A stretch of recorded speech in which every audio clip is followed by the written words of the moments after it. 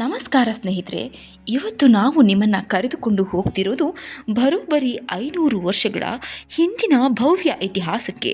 ವಿಜಯನಗರ ಎಂಬ ಹೆಮ್ಮೆಯ ಸಾಮ್ರಾಜ್ಯದ ಅರಸರು ತಮ್ಮ ವಿಜಯದ ಸಂಕೇತಕ್ಕಾಗಿ ಕಟ್ಟಿದ ಜಗತ್ತೇ ಬೆರಗಾಗುವಂತೆ ದಸರಾ ಹಬ್ಬ ಆಚರಿಸ್ತಾ ಇದ್ದ ಆ ಜಾಗ ಯಾವುದು ಗೊತ್ತಾ? ಅದೇ ಹಂಪಿಯ ಹೆಮ್ಮೆಯ ಮಹಾನವಮಿ ದಿಬ್ಬ. ಸ್ನೇಹಿತರೆ, ವಿಶ್ವವಿಖ್ಯಾತ ಮೈಸೂರಿನ ದಸರಾದ ಬಗ್ಗೆ ಎಲ್ಲರಿಗೂ ತಿಳಿದೇ ಇದೆ.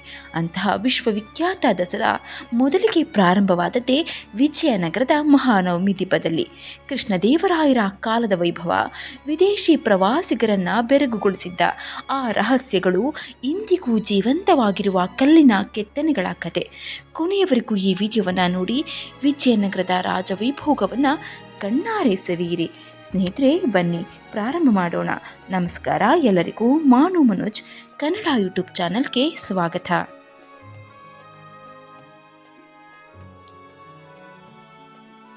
ಸ್ನೇಹಿತರೆ, ಹಂಪಿಯಲ್ಲಿರುವ ಮಹಾನವಮಿ ದಿಬ್ಬ ಕೇವಲ ಕಲ್ಲಿನಿಂದ ನಿರ್ಮಿಸಿದ ವೇದಿಕೆಯಲ್ಲ.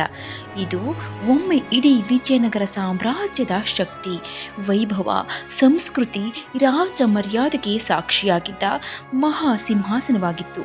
ಈ ದಿಬ್ಬದ ಮೇಲೆ ಕುಳಿತು ರಾಜರು, ಸಾವಿರಾರು ಸೈನಿಕರ ಮೆರವಣಿಗೆ, ಆನೆಗಳ ಪ್ರದರ್ಶನ, ಕುದುರೆಗಳ ಸವಾರಿ, ನೃತ್ಯ, ಸಂಗೀತ ಮತ್ತು ದಸರಾ ಉತ್ಸವವನ್ನು ವೀಕ್ಷಣೆ ಮಾಡ್ತಾ ಇದ್ರು. ಹಾಗಾದರೆ ಮಹಾನವಮಿ ದಿಬ್ಬ ಅಂದ್ರೇನು? ಇದನ್ನು ನಿರ್ಮಿಸಿದವರು ಯಾರು? ಇದರ ಮಹತ್ವವೇನು? ಇಲ್ಲಿ ನಡೆಯುತ್ತಿದ್ದ ಸಂಭ್ರಮಾಚರಣೆ ಹೇಗಿತ್ತು? ಬನ್ನಿ ಸಂಪೂರ್ಣವಾಗಿ ತಿಳ್ಕೊಳ್ಳೋಣ. ಮಹಾನವಮಿ ದಿಬ್ಬವು ಹಂಪಿಯ ರಾಜವಲಯದಲ್ಲಿರುವ ಒಂದು ಎತ್ತರದ ಕಲ್ಲಿನ ವೇದಿಕೆ. ಇದು ವಿಜಯನಗರ ಸಾಮ್ರಾಜ್ಯದ ಅತ್ಯಂತ ಪ್ರಮುಖ ರಾಜಮಂಟಪಗಳಲ್ಲಿ ಒಂದು. ಸುಮಾರು 8 ಮೀಟರ್ ಎತ್ತರದ ಈ ದಿಬ್ಬದ ಮೇಲೆ ರಾಜರು ಹಾಗೂ ರಾಜ ಕುಟುಂಬದವರು ಕುಳಿತು ರಾಜ್ಯದ ಪ್ರಮುಖ ಉತ್ಸವಗಳು ಮತ್ತು ಸೈನಿಕ ಪ್ರದರ್ಶನಗಳನ್ನು ವೀಕ್ಷಣೆ ಮಾಡ್ತಾ ಇದ್ರು. ಇತಿಹಾಸಕಾರರ ಪ್ರಕಾರ ಈ ದಿಬ್ಬವನ್ನು 14ನೇ ಶತಮಾನದಲ್ಲಿ ವಿಜಯನಗರ ಸಾಮ್ರಾಜ್ಯದ ಆರಂಭಿಕ ರಾಜರ ಕಾಲದಲ್ಲಿ ನಿರ್ಮಾಣ ಮಾಡಲಾಯಿತು. ನಂತರ ವಿವಿಧ ರಾಜರು ಇದನ್ನು ವಿಸ್ತರಣೆ ಮಾಡ್ತಾರೆ. ವಿಶೇಷವಾಗಿ ಕೃಷ್ಣದೇವರಾಯರು ತಮ್ಮ ಒಡಿಶಾ ವಿಜಯದ ನಂತರ 16ನೇ ಶತಮಾನದಲ್ಲಿ ಈ ದಿಬ್ಬವನ್ನು ಮತ್ತಷ್ಟು ಭವ್ಯವಾಗಿ ವಿಸ್ತಾರ ಮಾಡಿದರು ಅಂತ ಇತಿಹಾಸ ತಿಳಿಸುತ್ತೆ. ಆದ್ದರಿಂದ ಇಂದಿಗೂ ಕಾಣುವ ಅದ್ಭುತ ರೂಪ ಇದಕ್ಕೆ ದೊರೆಯಿತು.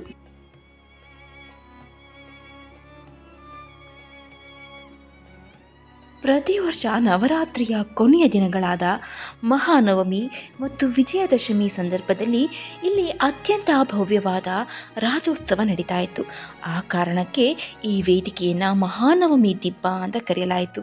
ಸ್ನೇಹಿತರೆ, ಮಹಾನವಮಿ ದಿಬ್ಬ ಕೇವಲ ಒಂದು ಕಟ್ಟಡವಲ್ಲ, ಇದು ವಿಜಯನಗರ ಸಾಮ್ರಾಜ್ಯದ ರಾಜಶಕ್ತಿಯ ಸಂಕೇತ, ಸೈನಿಕ ಬಲದ ಪ್ರದರ್ಶನ, ಸಂಸ್ಕೃತಿ ಮತ್ತು ಕಲೆಯ ಕೇಂದ್ರ, ವಿದೇಶಿ ರಾಯಭಾರಿಗಳ ಸ್ವಾಗತ ಸ್ಥಳ, ವಿಜಯೋತ್ಸವಗಳ ವೇದಿಕೆ.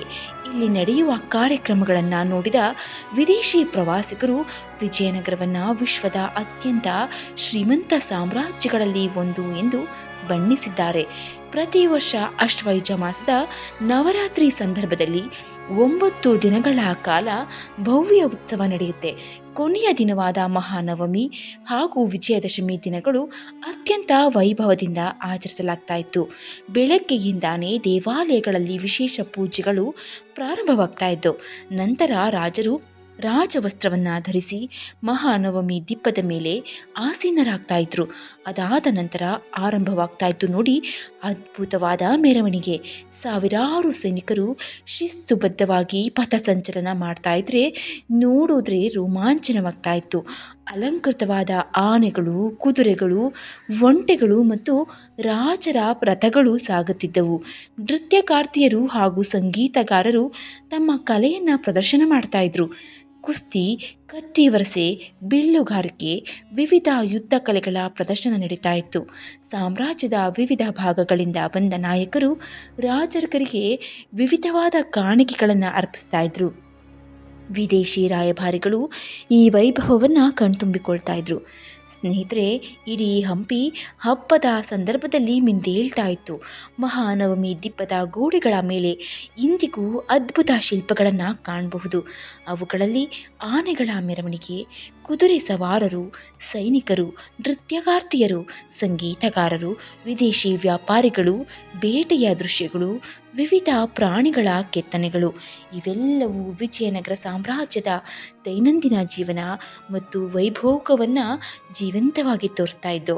ಇಂದಿನ ಮಹಾನವಮಿ ದಿಬ್ಬ 1565ರಲ್ಲಿ ನಡೆದ ತಾಳಿಕೋಟೆ ಯುದ್ಧದ ನಂತರ ವಿಜಯನಗರ ಸಾಮ್ರಾಜ್ಯ ಪತನಗೊಂಡಾಗ ಅನೇಕ ಅರಮನೆಗಳು ನಾಶವಾದರೂ ಮಹಾನವಮಿ ದಿಬ್ಬ ಇಂದಿಗೂ ಆ ಮಹಾ ಸಾಮ್ರಾಜ್ಯದ ವೈಭವವನ್ನು ನೆನಪಿಸ್ತಾ ಇದೆ. ಇಂದು ಹಂಪಿಗೆ ಭೇಟಿ ನೀಡುವ ಪ್ರತಿಯೊಬ್ಬ ಪ್ರವಾಸಿಗನು ಈ ದಿಬ್ಬವನ್ನು ತಪ್ಪದೇ ವೀಕ್ಷಣೆ ಮಾಡ್ತಾನೆ. ಸ್ನೇಹಿತರೆ, ಮಹಾನವಮಿ ದಿಬ್ಬ ಕೇವಲ ಕಲ್ಲಿನ ವೇದಿಕೆಯಲ್ಲ, ವಿಜಯನಗರ ಸಾಮ್ರಾಜ್ಯದ ಶೌರ್ಯ, ಕಲೆ, ಸಂಸ್ಕೃತಿ ಮತ್ತು ವೈಭವವನ್ನು ಜಗತ್ತಿಗೆ ಸಾರುವ ಅಮೂಲ್ಯ ಪರಂಪರೆಯಾಗಿ ಬಿಟ್ಟಿದೆ. ಇದರ ಪ್ರತಿಯೊಂದು ಕಲ್ಲು ಸಾವಿರಾರು ವರ್ಷಗಳ ಇತಿಹಾಸವನ್ನು ಹೇಳ್ತಾ ಇವೆ. ಸ್ನೇಹಿತರೆ, ಈ ಮಾಹಿತಿ ನಿಮಗೆ ಇಷ್ಟವಾಗಿದ್ದರೆ ದಯವಿಟ್ಟು ಶೇರ್ ಮಾಡಿ, ಲೈಕ್ ಮಾಡಿ. ಹಾಗೆ ಇದೇ ರೀತಿಯ ಇತಿಹಾಸ ಮತ್ತು ಆಧ್ಯಾತ್ಮಿಕ ವಿಷಯಗಳ ಮಾಹಿತಿಗಾಗಿ ನಮ್ಮ ಚಾನಲನ್ನು ಸಬ್ಸ್ಕ್ರೈಬ್ ಮಾಡ್ಕೊಳ್ಳಿ. ಧನ್ಯವಾದ.